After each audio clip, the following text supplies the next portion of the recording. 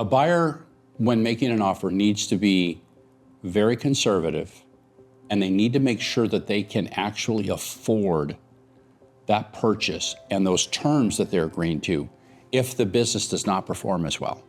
And do they have enough reserves to cover any losses? Buyers, when they make an offer, should anticipate a couple of things.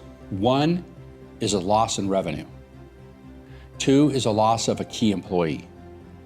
Number three is a loss of just something that is not really anticipated in any way.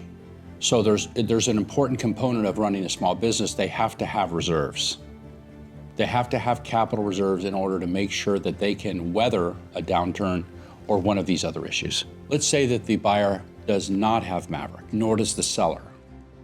Everything that they're doing, everything that they're sharing is either on email or email on a desktop. So they're juggling a lot of information.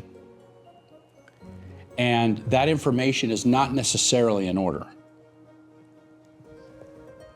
So that's the scenario if a buyer is trying to acquire a seller's business. The process is very much like it's just antiquated. They're dealing with a lot of moving parts, but they can't keep all the parts on the same page.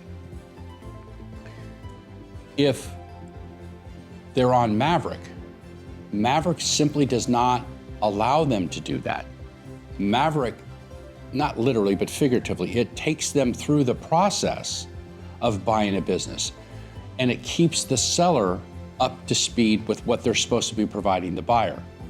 So if there's a document that's missing that the buyer needs to have in order to make an offer, on Maverick, they're gonna see that. If they're not on Maverick, they're not.